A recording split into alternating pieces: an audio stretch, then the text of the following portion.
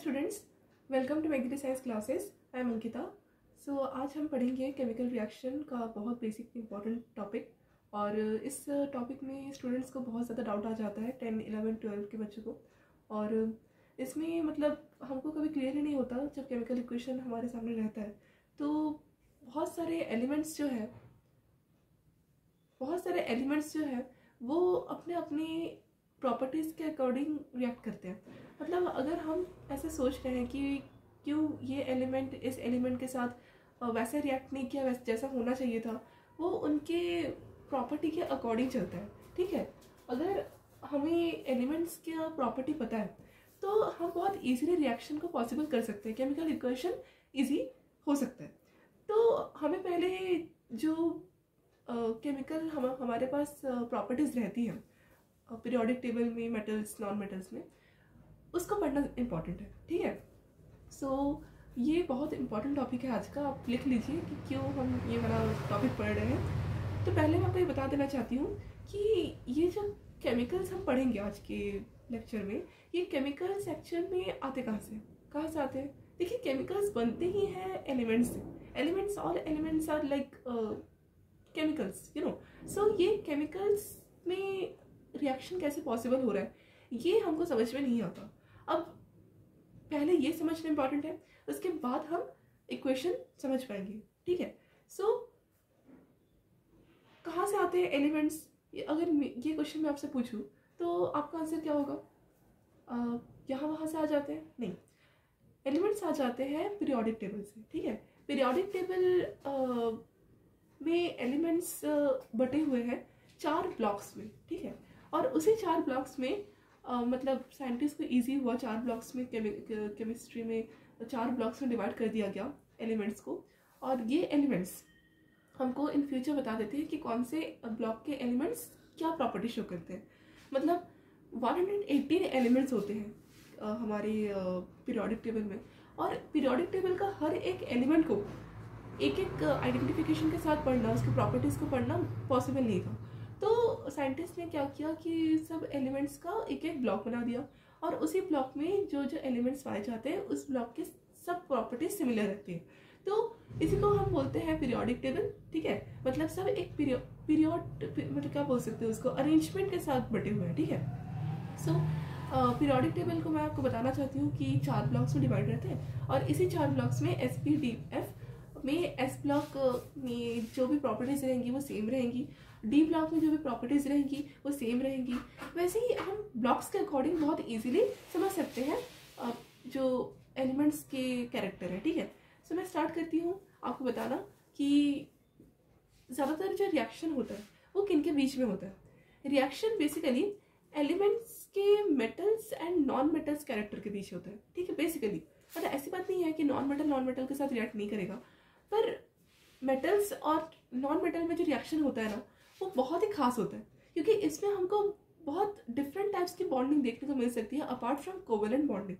ठीक है, सो सिर्फ कोवेलेंट बॉन्डिंग ही पढ़ना इंपॉर्टेंट नहीं है, बल्कि हमको कोवेलेंट बॉन्डिंग से आगे भी बढ़ना है, which is ionic bonding. Right, so ionic bonding, covalent bonding में बच्चों को बहुत डाउट रहता है कि ये आयनिक क्या बोल रहा है, ये कोवेलेंट क्या बोल रहा है।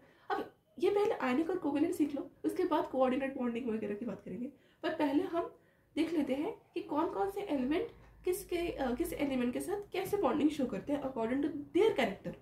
ठीक है, सो मैं जो बता रही हूँ वो मैं लिखने वाली हूँ, मैं लिख रही हूँ। फिर देखिए, पहले आप लिखिए द पीरियोडिक टेबल। ये क्विक इंट्रोडक्शन था, अब मैं आपको पूरा मैथमेटिकली प्रूव करके दिखाऊंगी। The periodic table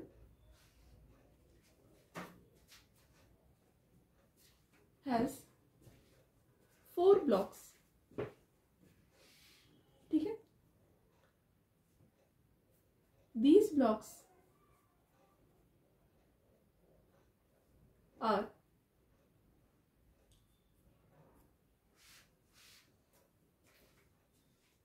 easier for scientists to identify one type of character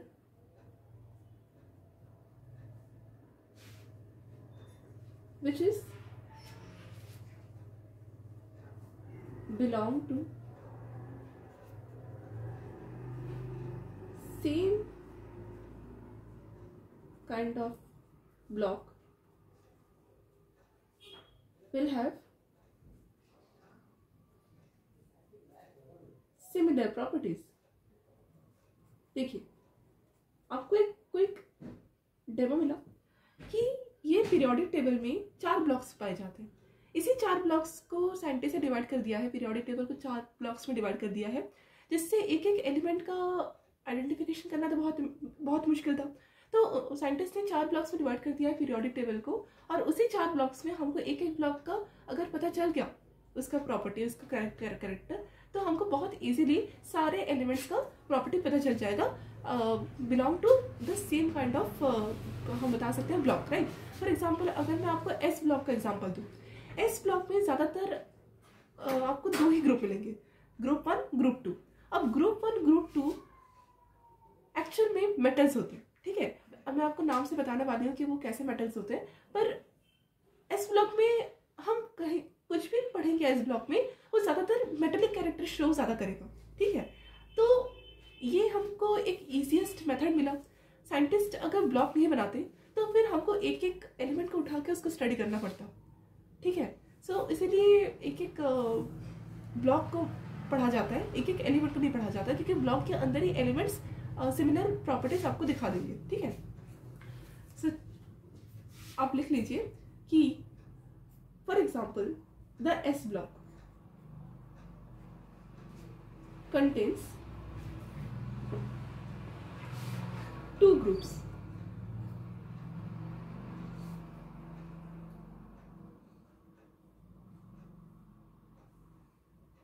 Group 1, Group 2। ये ग्रुप 1 और ग्रुप 2 एस ब्लॉक में ही आते हैं, ठीक है।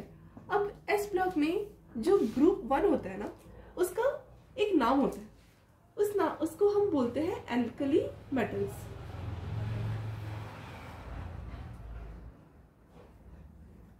यहां से मेटल वर्ड आपको क्लियर हो रहा होगा, क्योंकि मेटल वाला ब्लॉक है ना। अब देखिए जो ग्रुप 2 होता है ना, इसको बोलते हैं एल्कलीन अर्थ मेटल्स।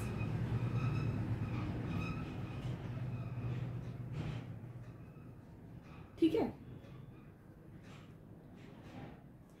यहां से भी आपको एक मेटल वाला वर्ड दिख रहा होगा। मतलब ग्रुप 1 2 तो क्लियर हो गया कि मेटल्स ही है, पर इसमें एक एक्सेप्शन होता है। एक्सेप्शन क्या होता है? अब देखिए मेटल्स का मतलब अगर किसी को क्लियर नहीं है मेटल मतलब क्या होता है, मेटल मतलब ऐसा आप सब्सटेंस समझो जो ज्यादातर हार्ड पाया जाता है। मतलब एवरी टाइम हार्ड ही होगा ये जरूरी नहीं है। मैं आपको एक मतलब क्विक ज्यादातर जो लोग जानते हैं उसके बारे में बता दे रही हूँ, पर एवरी चीज का ही एक्सेप्शन होता है। ऐसा नहीं है कि जो भी मैं बता रही हूँ सब वही होगा। एक्सेप्शन केस में अलग भी प्रॉपर्टी शो हो सकता है मेटल्स का। तो मेटल्स ज़्यादातर हार्ड पाए जाते हैं, लस्ट्रस होते हैं, डक्टाइल होते हैं। और डक्टाइल मतलब ये सब हार्डनेस की बात हो रही है, ठीक है। और शाइनी भी पाए जाते हैं। और साथ साथ मेटल्स में एक बहुत खास प्रॉपर्टी रहती है कि वो इलेक्ट्रॉन्स को डोनेट कर सकते हैं, ठीक है। ये वाला जो प्रॉपर्टी है वो नॉन मेटल में बहुत कम होता है, ठीक है। तो मेटल्स ज़्यादातर इलेक्ट्रोपॉजिटिव होते हैं। इलेक्ट्रोपॉजिटिव का मतलब ये होता है कि इलेक्ट्रॉन्स को डोनेट करने की क्षमता।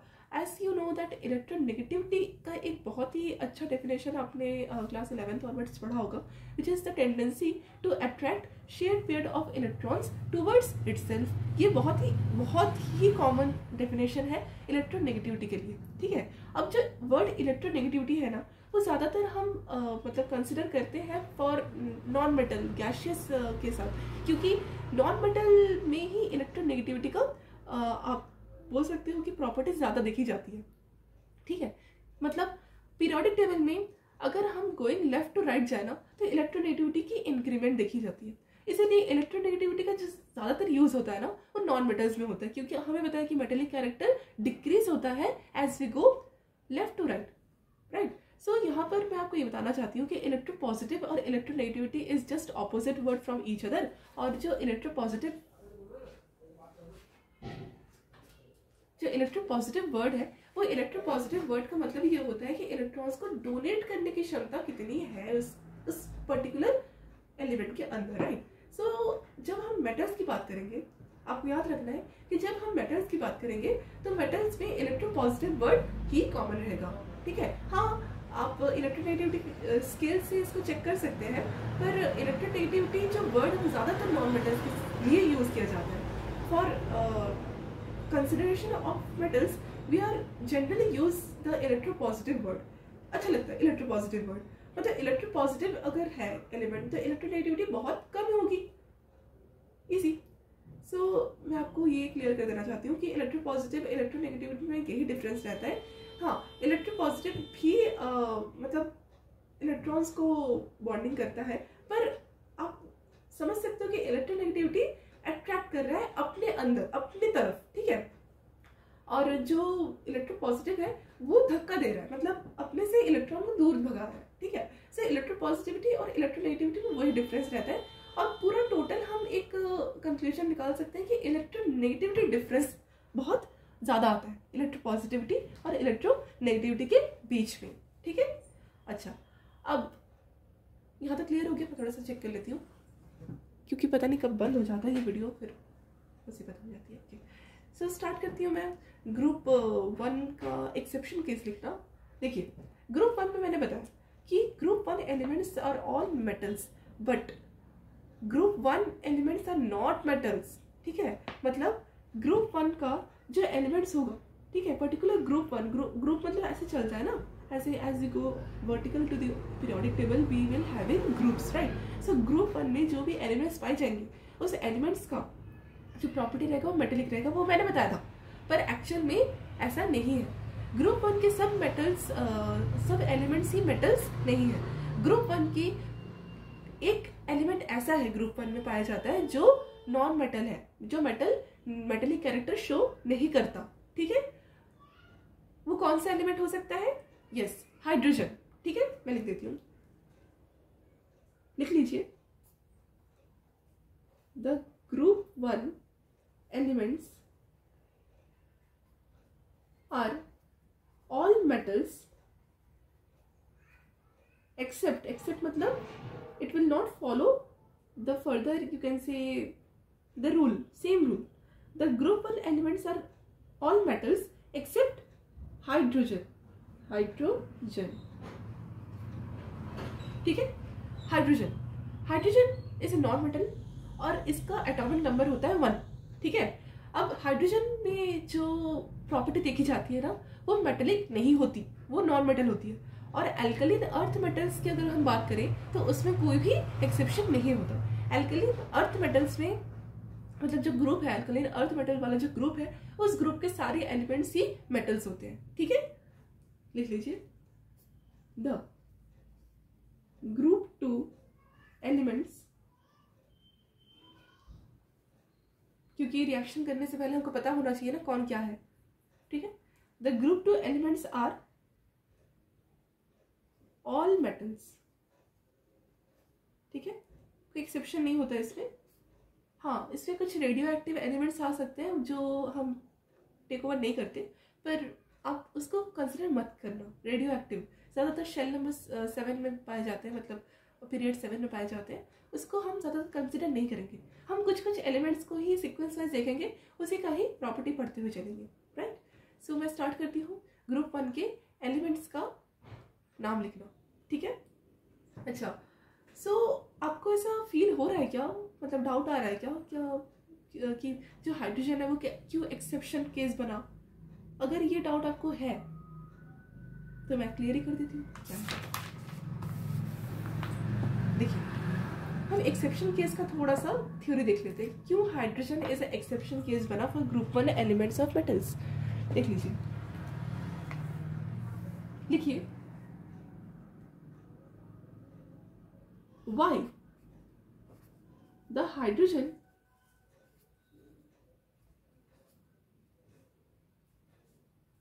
is an exception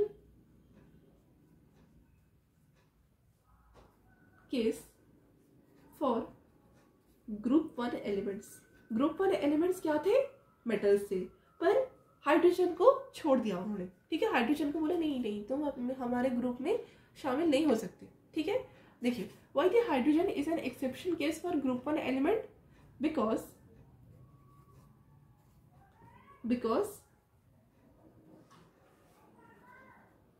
the electropositivity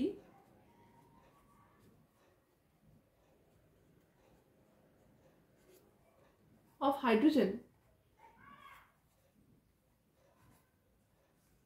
is very less as compared to its other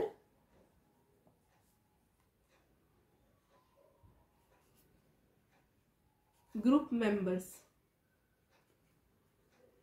आपको समझ में आया क्या मैंने क्या लिखा? हाइड्रोजन एक एक्सेप्शन केस था।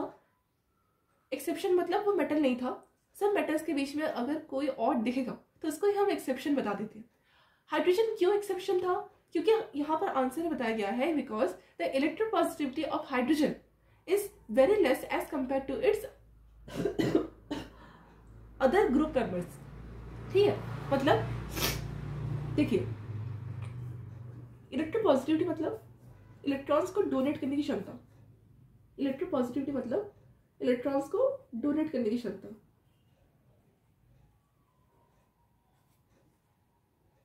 The tendency to donate electrons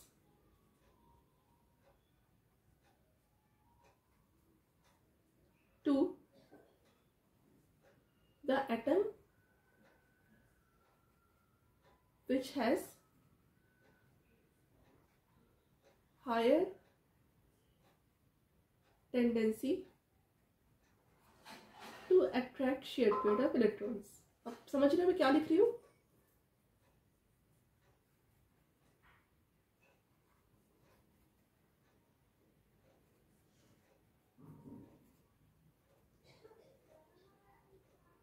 clear? Electropositivity मतलब इलेक्ट्रॉन्स को डोनेट करने की क्षमता उस एटम के ऊपर जो एटम बहुत ज्यादा इलेक्ट्रोनेगेटिविटी होगा। इलेक्ट्रोनेगेटिविटी मतलब उस एटम के बीच में, उस एटम के अंदर बहुत ज्यादा शेयर्ड पेयर ऑफ इलेक्ट्रॉन्स की अट्रैक्शन की क्षमता होगी। यही तो मीनिंग लिखा मैंने, इतना ईजी है। अब यहाँ तक आपको क्लियर हो गया और ये सब प्रॉपर्टी क्लियर। अब मैं आपको ये बताने वाली हूँ कि हाइड्रोजन एक्सेप्शन क्यों बना और हाइड्रोजन के एक्सेप्शन केस में हाइड्रोजन को किस तरह से बॉन्डिंग की जाती है। हम इन फ्यूचर मैं आपको डायग्राम के थ्रू शो करूँगी कि हाइड्रोजन एक्सेप्शन केस में कैसे रिएक्ट करता है ये ज़्यादा इलेक्ट्रोपॉजिटिव एलिमेंट्स के साथ। तो हाइड्रोजन अगर कम इलेक्ट्रोपॉजिटिव है, आप समझ सकते हो कि हाइड्रोजन अगर कम इलेक्ट्रोपॉजिटिव है मतलब हाइड्रोजन में इलेक्ट्रोनेगेटिविटी थोड़ी सी है ज़्यादा।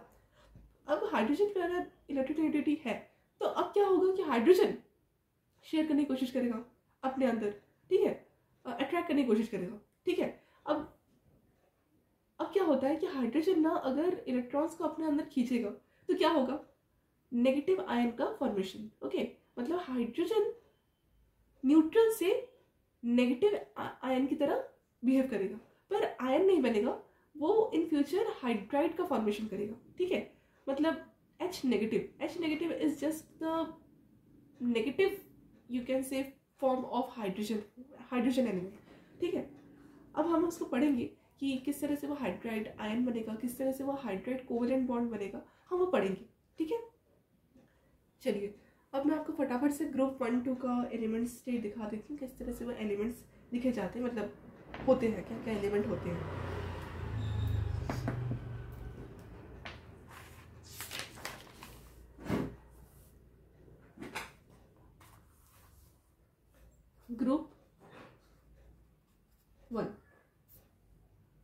ग्रुप 1 में फर्स्ट में आता है हाइड्रोजन,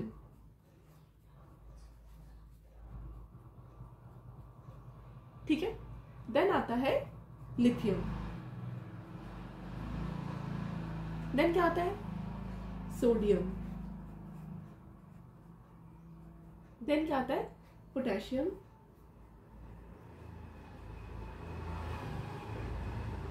देन रुबिडियम वगैरह आता है। तो इतना हमको अभी डिस्कस नहीं करना, इतना आज हम डिस्कस करेंगे, ठीक है। यही आपका सीक्वेंस होता है ऐसे, इसमें नंबर ऑफ शेयर्स बढ़ते हैं, हाइड्रोजन में 1 होता है, इसमें 2 होता है, इसमें 3 होता है, इसमें 4 होता है, ऐसे।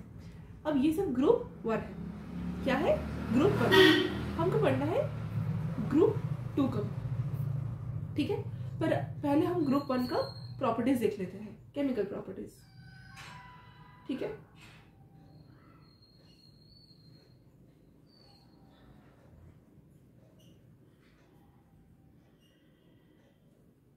केमिकल प्रॉपर्टीज देख लेते हैं। देखिए, केमिकल प्रॉपर्टीज देखने के लिए हमको हर एक ग्रुप के साथ एक पर्टिकुलर सीक्वेंस ऑर्डर में रिएक्शन देखना पड़ेगा, किस किस के साथ रिएक्शन होता है। इसी ग्रुप के साथ हम अलग अलग चीज़ों को रिएक्शन करके देखेंगे, ठीक है, और उसका आंसर चेक करेंगे। फर्स्ट होता है आपका रिएक्शन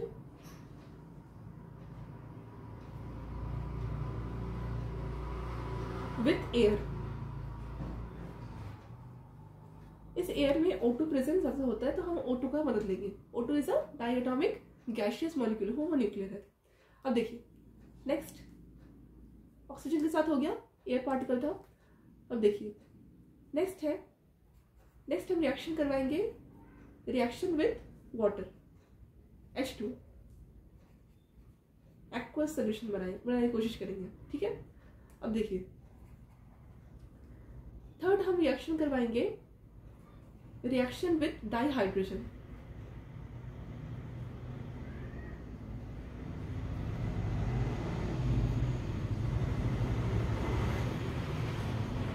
ठीक है। देन हम रिएक्शन करवाएंगे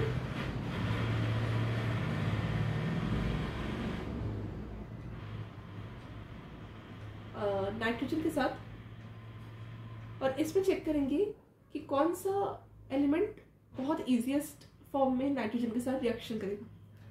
देन हम करेंगे रिएक्शन, और किसके साथ बचा, एयर हो गया, वाटर हो गया, डाइहाइड्रोजन हो गया, और रिएक्शन विथ हैलोजन भी देख लीजिए, हैलाइड का फॉर्मेशन, मेटल हैलाइड।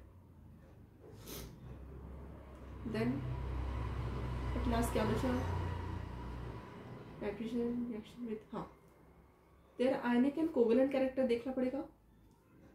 अब सब में आयनिक और कोवेलेंट कैरेक्टर भी देखना कॉमन है।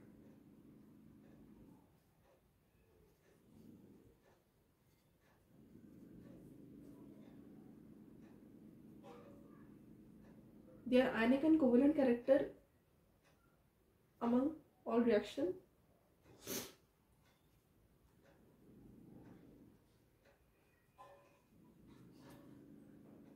कुछ बचा क्या लास्ट में? हाँ, study of oxidation number, very important, तो भूल गई थी, स्टडी ऑफ ऑक्सीडेशन नंबर, ठीक है।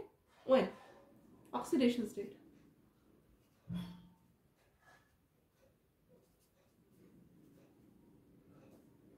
ठीक है। इसको हम पढ़ेंगे थोड़ा सा ब्रेक के बाद, ठीक है। चलिए स्टूडेंट्स, हम फटाफट से रिएक्शन विद एयर देख लेते हैं विद ग्रुप फर्स्ट एलिमेंट्स, ठीक है। तो हाइड्रोजन का मैंने स्किप किया है। Hydrogen is exceptional case for the group 1 elements where all the elements are seen to be metal, and but hydrogen is only one element which is non-metal in the group.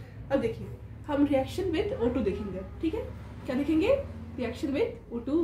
O2 is what? Oxygen, right. Reaction with oxygen, diatomic molecule है, gaseous state में होता है। अब देखिए मैं आपको एक चीज बता देना चाहती हूँ कि रिएक्शन विद ऑक्सीजन के अंदर कुछ कुछ टाइप्स रहते हैं, ठीक है। फर्स्ट में हमको देखना पड़ेगा कि मतलब सब एलिमेंट्स के साथ ऑक्सीजन एक ही तरह का कंपाउंड नहीं बनाएगा, ठीक है। मतलब अगर मैं आपको फर्स्ट एलिमेंट से स्टार्ट करूं, मतलब हाइड्रोजन को स्किप करके कौन आएगा? लिथियम आएगा, राइट। सर लिथियम से अगर मैं स्टार्ट करूं, लिथियम मेटल से अगर मैं स्टार्ट करूं तो उसके साथ ऑक्सीडेशन नंबर अलग हो जाएगा, ठीक है, ऑक्सीजन का। फिर मैं ये ऑक्सीडेशन नंबर लिख देती हूँ। फिर मैं एक और केस में आऊंगी जहां पर सोडियम के साथ रिएक्शन देखेंगे ऑक्सीजन का। तो सोडियम के साथ रिएक्शन देखने में हमारे पास ऑक्सीजन का दूसरा ऑक्सीडेशन नंबर आएगा। सेकेंड, थर्ड आएगा पोटेशियम। पोटेशियम का भी ऑक्सीडेशन स्टेट अलग हो जाएगा जब वो रिएक्ट करेगा ऑक्सीजन के साथ, ठीक है। तो इसका अलग अलग ऑक्सीडेशन स्टेट पाया जाता है। ऐसी बात नहीं है कि ऑक्सीजन के साथ एलिमेंट ग्रुप फर्स्ट के एलिमेंट्स जब रिएक्ट करेंगे तो एक ही तरह का ऑक्सीडेशन स्टेट दिखाएगा ऑक्सीजन के अलग अलग ऑक्सीडेशन नंबर हमको दिखाई देंगे according to their reaction with group first elements, right. So group first का जो एलिमेंट रहेगा, note, group first elements of group first will have +1 oxidation state, ठीक है, ऑक्सीडेशन स्टेट। अब देखिए थोड़ा सा डिस्टर्बेंस आ रहा होगा, बच्चे खेल रहे हैं, कोई बात नहीं, बच्चे तो खेलेंगे। अब देखिए elements of group first will have +1 oxidation state. मेरे पास अभी बोर्ड नहीं है तो आपको थोड़ा सा एडजस्ट करना पड़ेगा। When I get my board back I will just start on board, okay. अब देखिए ग्रुप 1 के जो भी एलिमेंट्स रहेंगे, ठीक है, यही होगा लिथियम, सोडियम, पोटेशियम, यही हम 3 आज एग्जाम्पल से कंप्लीट कर लेंगे। तो इनका जो ऑक्सीडेशन स्टेट निकलेगा ना, ये oxidation state every time +1 show करेगा। अब देखिए ऑक्सीडेशन नंबर मतलब तो हम समझ सकते हैं क्या होता है। अब बहुत बच्चों को आई होप ये बहुत मेजर डाउट रहता ही है कि ऑक्सीडेशन नंबर क्या होता है, क्या रिडक्शन नंबर भी होता है, ऐसे ऐसे डाउट्स मैंने देखा है। देखिए oxidation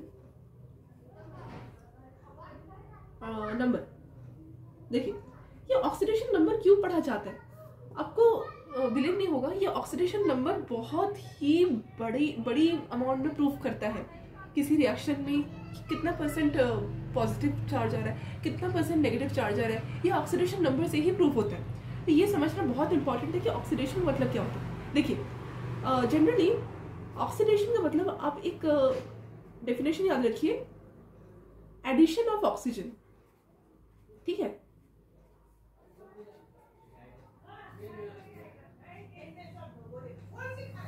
addition of oxygen, addition of oxygen का मतलब क्या समझ रहे हैं आप कि ऑक्सीजन में ऐड कर दो, नहीं, ऑक्सीजन का एडिशन जहां पर भी होगा वहां ऑक्सीडेशन होगा। देखिए आप क्या जानते हैं ऑक्सीजन के मतलब का, आप क्या जानते हैं ऑक्सीजन का मतलब क्या होता है।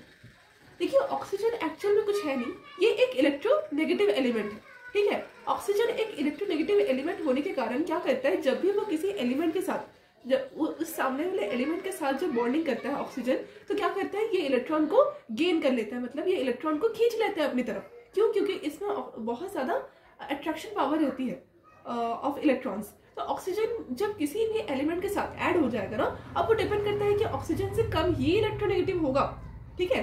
तो ऑक्सीजन से कम इलेक्ट्रोनेगेटिव है मतलब ऑक्सीजन से सब इलेक्ट्रॉन्स वो अपनी तरफ खींच ले रहा है। तो ऑक्सीजन का एडिशन का मतलब ये समझ सकते हो कि एडिशन ऑफ ऑक्सीजन मतलब जिस एलिमेंट में ऐड हो रहा है ऑक्सीजन और इलेक्ट्रोनेगेटिव एलिमेंट, वहां पर क्या होगा, लॉस ऑफ इलेक्ट्रॉन होगा। और लॉस ऑफ इलेक्ट्रॉन का मतलब ये होगा कि जिसमें ऑक्सीडेशन होगा उसका मेजरली चार्ज आपको प्लस में दिखाई देगा। क्यों? क्योंकि इलेक्ट्रॉन्स की कमी मतलब प्रोटॉन्स की डेंसिटी ज्यादा। अगर प्रोटॉन्स की डेंसिटी से इलेक्ट्रॉन्स की डेंसिटी बढ़ गई तो उसमें माइनस चार्ज आ जाता है। तो ऑक्सीडेशन का मतलब ये होता है कि लॉस ऑफ इलेक्ट्रॉन्स, ठीक है।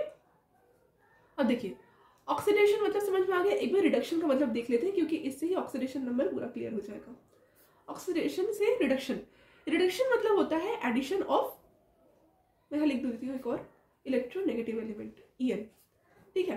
रिडक्शन, रिडक्शन मतलब होता है एडिशन ऑफ, एक बार चेक कर लेती हूँ वीडियो ठीक से बन रहा है कि नहीं, all fine. So addition of hydrogen. देखिए हाइड्रोजन का मतलब आप क्या समझते हैं, ये बहुत इंपॉर्टेंट है, आप अच्छे से समझिए। Addition of hydrogen, addition of hydrogen मतलब क्या समझ आ रहा है आपको कि जब किसी भी एलिमेंट के साथ हाइड्रोजन ऐड होगा तो क्या होना चाहिए, क्या होना चाहिए। आपको पता ही है कि हाइड्रोजन जब भी किसी एलिमेंट के साथ जुड़ता है तो वो हाइड्राइड कोवलेंट बॉन्ड बनाता है या मेटल्स के साथ ज्यादातर आयनिक हाइड्राइड के फॉर्म में जुड़ता है। ये पता नहीं आपको शायद, पर मैं आपको बता देना चाहती हूँ कि हाइड्रोजन के 2 केसेस होते हैं, ठीक है। तो रिडक्शन में मैं आपको फटाफट से बता देती हूँ कि एडिशन ऑफ हाइड्रोजन का मतलब ये है कि हाइड्रोजन ज्यादातर क्या होता है, मतलब जब ब्रेक होता है ना तो उससे ज्यादा इलेक्ट्रोनेगेटिव एलिमेंट के साथ वो बॉन्डिंग कर लेता है। फॉर एग्जाम्पल हाइड्रोजन के साथ अगर Cl ने बॉन्डिंग कर ली, मतलब Cl, आपको क्या पता है Cl जब बॉन्डिंग करता है तो क्लोरीन से क्लोराइड बनने की कोशिश करेगा वो, और अपने स्टेबल कॉन्फ़िगरेशन तक पहुंचने की कोशिश करेगा टू बी न्यूट्रल। तो जब हाइड्रोजन क्लोरीन के साथ बॉन्ड बनाता है तो हाइड्रोजन और क्लोरीन के साथ बॉन्ड बनने में एक कोवेलेंट हाइड्राइड का फॉर्मेशन होता है। तो उस तरह क्या होता है कि हाइड्रोजन जब क्लोरीन के साथ बॉन्ड बनाता है ना, हाइड्रोजन क्लोरीन में मतलब कोवेलेंट हाइड्राइड का सेटिस्फेक्शन होता है, covalent hydride, not hydride ion, ठीक है।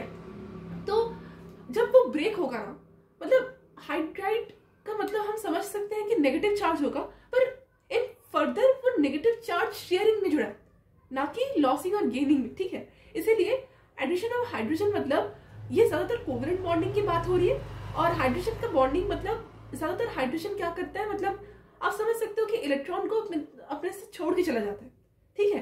तो इसीलिए हाइड्रोजन में +1 का चार्ज देखा जाता है, और वही हम बोल सकते हैं कि जब एडिशन ऑफ हाइड्रोजन होता है, मतलब आप बोल सकते हो कि जो इलेक्ट्रोनेगेटिव एलिमेंट होगा, मतलब जो भी एलिमेंट हाइड्रोजन के साथ जुड़ा होगा वो ज्यादा इलेक्ट्रोनेगेटिव ही होगा, ठीक है। अब देखिए, एडिशन ऑफ हाइड्रोजन मतलब जिस एलिमेंट में एडिशन हो रहा है हाइड्रोजन का, उसमें क्या हो रहा है, gaining of electron. Okay, so reduction itself means gaining of electron. I hope it is clear beautifully. मतलब मैंने भी इतना नहीं समझा था मेरे टाइम में, पर आपको समझा तो मुझे याद हो गया। तो रिडक्शन इटसेल्फ बहुत अच्छे से समझ में आ रहा है कि एडिशन ऑफ हाइड्रोजन, जिस एलिमेंट में एडिशन हो रहा है हाइड्रोजन का, उस एलिमेंट में क्या हो रहा है, उस एलिमेंट में गेन हो रहा है इलेक्ट्रॉन्स, क्योंकि हाइड्रोजन के पास इलेक्ट्रॉन्स, आप बोल सकते हो कि वो इलेक्ट्रॉन दे ही देगा, ठीक है। इसमें ताकत ही नहीं है अपने अंदर इलेक्ट्रॉन को स्टोर करने की, ठीक है, होल्ड करने की। इसीलिए हाइड्रोजन ज्यादातर इलेक्ट्रॉन को भेज देता है, ले लो भाई, मेरे पास इतना ताकत नहीं है इसको रखने का, ठीक है। So that is the meaning of reduction. अब यहाँ से हमको गेनिंग ऑफ इलेक्ट्रॉन और लॉसिंग ऑफ इलेक्ट्रॉन का क्लियर हो गया, क्लियरेंस मिल गया। अब हमको देखना है कि what is the meaning of oxidation number. आपको वो भी डाउट है क्या कि किसको रिड्यूसिंग एजेंट बोलते हैं और किसको ऑक्सीडाइजिंग एजेंट बोलते हैं?